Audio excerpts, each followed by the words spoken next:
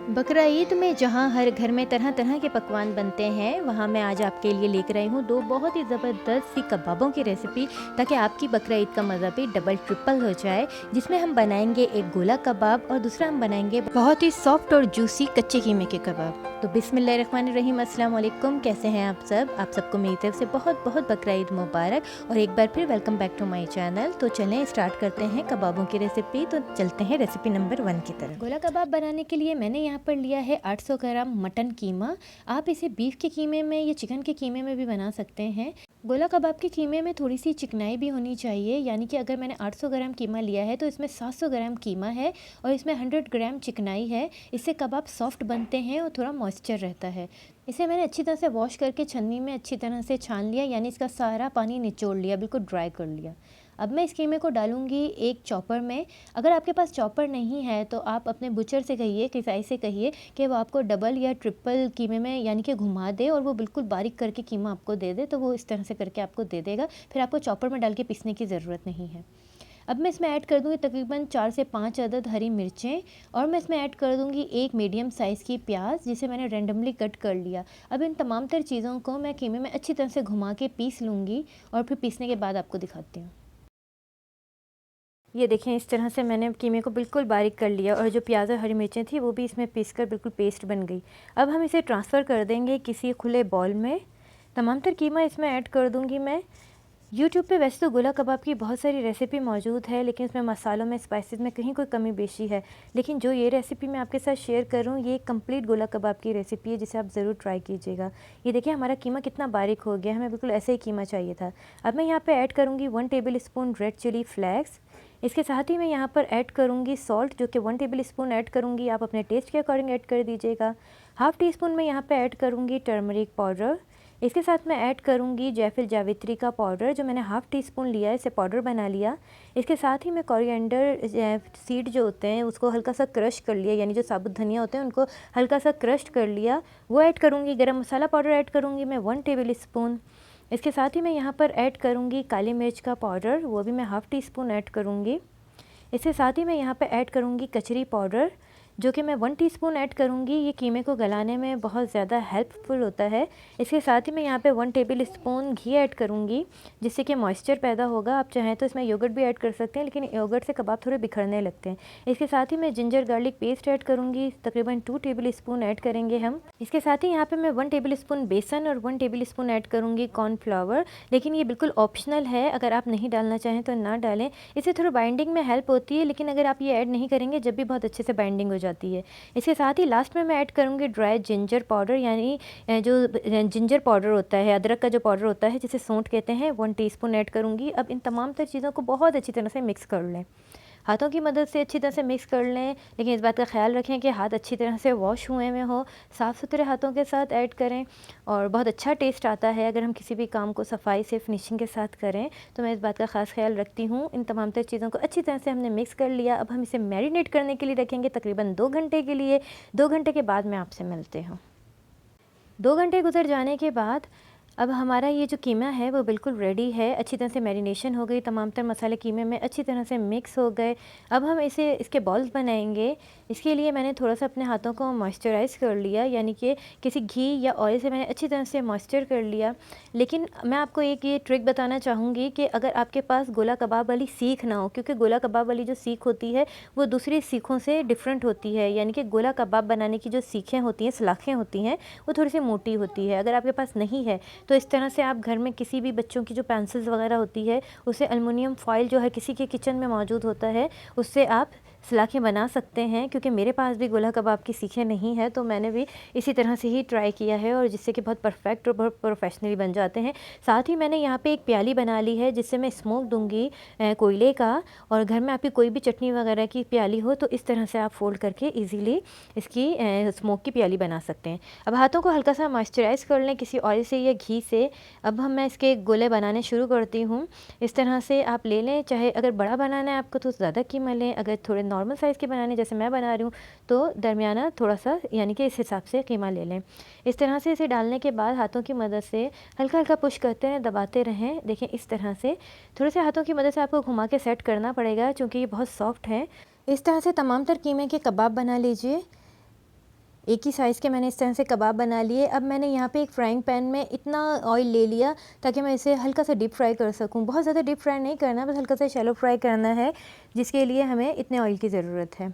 इसे हमें फ्राई करना है लो टू मीडियम फ्लेम में, और डालने के फ़ौरन बाद हमने कबाब को टच नहीं करना, बल्कि कबाब जब हम ऑयल में डालेंगे उसके 2 से 3 मिनट के लिए कबाब को छोड़ दीजिएगा। जब कबाब अच्छे से सेट हो जाएं उसके बाद हम इसको पलटना शुरू करेंगे।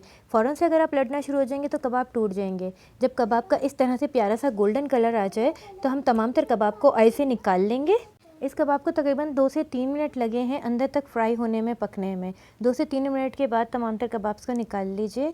अब जो मैंने प्याली बनाई थी स्मोक देने के लिए, हम इसको कोयले का स्मोक देंगे, बिल्कुल अच्छा सा एक टेस्ट देने के लिए, जिससे कि बहुत ज़्यादा टेस्ट इन्हेंस होगा। तो कोयले को मैंने पहले से दहकाने के लिए रख दिया था। अब इसमें थोड़ा सा ऑयल डाल के इसको स्मोक देंगे तकरीबन 25 मिनट के लिए। तो 25 मिनट तक इसे इसी तरह छोड़ दें। अब हम जल्दी से इसकी चटनी बना लेते हैं, जिसके लिए मैंने 1 टेबल स्पून इमली ले ली और इसे आधे घंटे पहले पानी में भिगो दिया था। अब यहाँ पर हम लेंगे कुछ फ्रेश हरा धनिया के पत्ते, जो कि हाफ बंच मैंने लिए हैं। 6 से 7 मैंने हरी मिर्चें ली है, 3-4 क्लोव्स मैंने लहसुन के ले लिए, और हाफ बंच ही मैंने मिंट के ले लिए, यानी पुदीना का हाफ बंच ले लिया। इसे अच्छी तरह से वॉश कर लिया। यहाँ पे हाफ़ टी स्पून मैंने चीनी ली है, हाफ़ टी स्पून मैंने सॉल्ट लिया है, और 1 टीस्पून मैंने ले लिया है सफ़ेद ज़ीरा।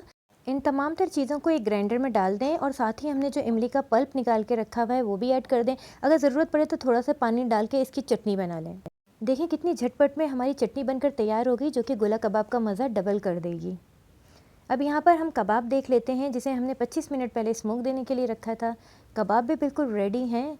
अब इसे हटा के अब हम इसे डिश आउट कर लेंगे। हमारा बहुत ही मज़ेदार गोला कबाब बिल्कुल बनकर रेडी है। आई होप कि आपको ये रेसिपी बहुत ही ज़्यादा पसंद आई होगी। अपने फीडबैक से ज़रूर आगाह कीजिएगा। जब आप आज आपके साथ जो दूसरी रेसिपी शेयर करने जा रही हूँ, उसमें हम बनाएंगे बहुत ही मज़ेदार और जूसी सॉफ्ट कच्चे कीमे के कबाब। ये इतने जूसी और इतने मज़ेदार कैसे बनते हैं, इसमें कुछ सीक्रेट इंग्रेडिएंट्स ऐड करेंगे। तो चलें रेसिपी स्टार्ट करते हैं। कच्चे कीमे के कबाब बनाने के लिए मैंने यहाँ पे मटन का कीमा लिया है 1 किलो, और आप चाहें तो बीफ भी ले सकते हैं। मैंने कीमे को वॉश करने के बाद इसका पानी बहुत अच्छी तरह से ड्राई कर लिया, क्योंकि ज़रा सा भी पानी होगा तो कबाब की टिक्कियाँ नहीं बन पाएगी। सबसे पहले आप ले लीजिएगा एक पैन, और पैन को रखिएगा लो फ्लेम में, और यहाँ पे मैं ऐड करूँगी 3 टेबल स्पून साबुत धनिया। साबुत धनिया को रोस्ट करना है 2 से 3 मिनट। इसकी जब तक हल्की हल्की खुशबू आने लगे और कलर चेंज हो जाए, तो इस पॉइंट पे हम यहाँ पे ऐड करेंगे 2 टेबल स्पून क्यूमिन सीड, यानी कि सफ़ेद ज़ीरा। अब इन दोनों को हम रोस्ट करेंगे, दोनों का कलर चेंज हो जाएगा और प्यारी सी खुशबू आने लगेगी। जैसे कि हमें पता चल जाएगा कि ये रोस्ट हो चुका है, तो हम कर देंगे फ्लेम को ऑफ़ और इसे ठंडा करने के लिए रख देंगे। जब ठंडा हो जाएगा तो इसे हम मोटा मोटा कूट लेंगे मिक्सी जार में डाल के, इस तरह से। अब उसी पैन में मैं ले लूँगी 1 कप बेसन। बेसन को भी लो फ्लेम में रोस्ट करना है। 3 से 4 मिनट हल्की आंच में जब रोस्ट करेंगे तो बेसन का कलर भी चेंज हो जाएगा। इस पॉइंट पे हम फ्लेम को ऑफ करने के बाद बेसन को भी साइड में रख देंगे। अब यहाँ पर मैंने एक बिग साइज़ की प्याज ली है, और प्याज को मैंने बारीक बारीक चॉप कर लिया। जब प्याज को चॉप करते हैं तो इसमें से कुछ पानी निकलता है, जिसको हम बिल्कुल अच्छी तरह से निचोड़ लेंगे। इसके लिए आप एक मलमल का या नेट का कोई भी कपड़ा ले लें और तमाम तर प्याज इसमें ऐड करें। जब प्याज इसमें डालेंगे और इसको अच्छी तरह से निचोड़ेंगे तो प्याज का जितना पानी होगा वो सब निकल जाएगा। ये देखें इस तरह से, क्योंकि अगर हम इस पानी के साथ ही प्याज को अगर कीमे में ऐड करेंगे तो कीमे में बहुत ज़्यादा पानी हो जाएगा और टिक्कियाँ नहीं बन पाएगी कबाब की। इतना सारा पानी निकला है, इसको आप वेस्ट कर दें। अब ये बाकी हमारे पास ड्राई प्याज बची है, इसे हम डालेंगे कबाब के कीमे में। इस तरह से ये देखें प्याज बहुत ड्राई हो गई है। अब इस प्याज को हम ऐड कर देंगे कीमे में। तमाम तर प्याज कीमे में ऐड करने के बाद कीमे में और भी हम मसाले डालेंगे। इसके बाद हम इसमें ऐड करेंगे जो हमने रोस्ट करके साबुत धनिया और सफ़ेद ज़ीरा रखा था और उसको बारीक बारीक कूट लिया था। इसके साथ ही रोस्ट किया हुआ बेसन भी ऐड कर देंगे। बेसन ऐड करने के बाद यहाँ पे कुछ और पाउडर मसाले जाएंगे, लेकिन इससे पहले 2 टेबल स्पून में जिंजर गार्लिक पेस्ट ऐड करूँगी। इसके बाद यहाँ पे ऐड करूँगी मैं 1 टेबल स्पून नमक, या आप अपने टेस्ट के अकॉर्डिंग नमक ऐड कर सकते हैं। इसके साथ ही यहाँ पर जाएगा half tablespoon red chilli powder. Red chilli powder भी आप अपने टेस्ट के हिसाब से डाल सकते हैं, आप ज़्यादा या कम जितना भी पसंद करते हैं उस हिसाब से डाल सकते हैं। इसके साथ ही रेड चिली फ्लेक्स में ऐड करूँगी half tablespoon. Red chilli flakes add करने के बाद यहाँ पे मैंने 5 से 6 अदद हरी मिर्चें ली हैं और उसे बारीक बारीक चॉप कर लिया। अच्छी तरह से फ़ाइन चॉप करने के बाद यहाँ पे हरी मिर्चें भी ऐड कर देंगे। इसके साथ ही मैंने यहाँ पे लिया है हरा धनिया और पुदीना, दोनों की मैंने हाफ़ हाफ़ गड्डी ले ली और दोनों को अच्छी तरह से वॉश करके बारीक कट करने के बाद ये भी ऐड कर लेंगे, जिससे कि बहुत ही अच्छी खुशबू आएगी हमारे कबाब में। अब इन तमाम तरह चीज़ों को मिक्स करेंगे। इसके अलावा इसमें और भी मसाले डलेंगे। मिक्स करने के बाद यहाँ पर मैं ऐड करूँगी 1 teaspoon black pepper powder. Black pepper powder के साथ ही मैं यहाँ पे ऐड करूँगी 1 टीस्पून चाट मसाला। ये होममेड चाट मसाला है। मेरे चैनल में होममेड चाट मसाले की कंप्लीट रेसिपी मौजूद है। आप चाहें तो मेरे चैनल पे जाके चेकआउट कर लीजिए या मैं डिस्क्रिप्शन बॉक्स में इसका लिंक भेज दूँगी। अब यहाँ पे मैं ऐड करूँगी एक अंडा और अंडे से कबाब बाइंडिंग करने में बहुत ज़्यादा हेल्प मिलती है, इसलिए अंडा डालना बहुत ज़रूरी है। अंडा ऐड करने के बाद अब इन तमाम तर चीज़ों को हम अच्छी तरह से मिक्स कर लेंगे। बहुत अच्छी तरह से मिक्स करने के बाद अभी हमें इसकी टिक्कियाँ नहीं बनानी, बल्कि अभी हमें इसे रख देना है मैरिनेट करने के लिए 3 से 4 घंटे के लिए, क्योंकि अगर आप फ़ौरन से इसकी टिक्कियाँ बना लेंगे तो वो टेस्ट नहीं आएगा जैसा कबाब का टेस्ट हमें चाहिए। तो हम इसे रख देंगे 3 से 4 घंटे के लिए मैरिनेट करने के लिए। 3 से 4 घंटे गुजर चुके हैं और हमारे कबाब की अच्छी तरह से मैरिनेशन हो चुकी है। अब हम स्टार्ट करेंगे इसकी टिक्कियाँ बनाना। कबाब बनाने के लिए आप कम या ज़्यादा कीमा अपनी मर्ज़ी के हिसाब से ले सकते हैं। आप चाहें तो छोटी टिक्कियाँ बनाएं या फिर बड़ी टिक्कियाँ बनाएं, उस हिसाब से आप कीमा ले लीजिएगा। इस तरह से दबा दबा के इसकी हमें बनानी है टिक्कियाँ। क्योंकि ये कच्चे कीमे के कबाब हैं तो ये थोड़े से पतले बनते हैं। हथेली के बराबर आपने टिक्कियाँ बनानी है और पतले ये इस वजह से बनते हैं ताकि ये अंदर तक अच्छी तरह से फ्राई हो सकें।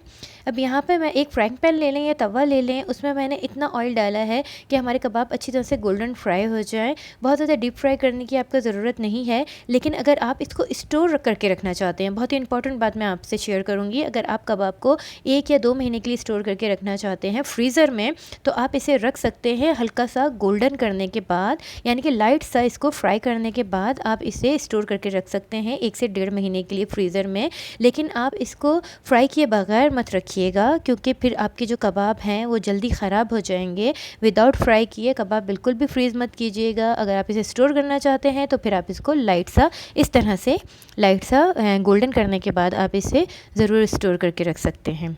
अब ये देखें कितने ही ज़्यादा जूसी और मज़ेदार कबाब हमारे बन के रेडी हो गए। ये बहुत ही ज़्यादा सॉफ्ट बने हैं। आई होप कि मेरी आज की रेसिपी भी आपको पसंद आई होगी। जब रेसिपी पसंद आती है तो आप मेरे चैनल को प्लीज़ लाइक कर दिया करें, शेयर कर दिया करें, सब्सक्राइब कर दिया करें मेरे चैनल को, और मेरे फेसबुक पेज को और मेरे इंस्टाग्राम पेज को भी फॉलो कर दिया करें, जिसका लिंक मैं हमेशा डिस्क्रिप्शन बॉक्स में सेंड करती हूँ। तो प्लीज़ मेरे चैनल को चेकआउट कीजिए और मज़ीद अच्छी अच्छी रेसिपी के लिए मेरे चैनल का विज़िट कीजिए। इंशाल्लाह मैं फिर नई रेसिपी के साथ हाजिर होंगी। जब तक के लिए मुझे इजाज़त दीजिए। अल्लाह हाफ़िज़।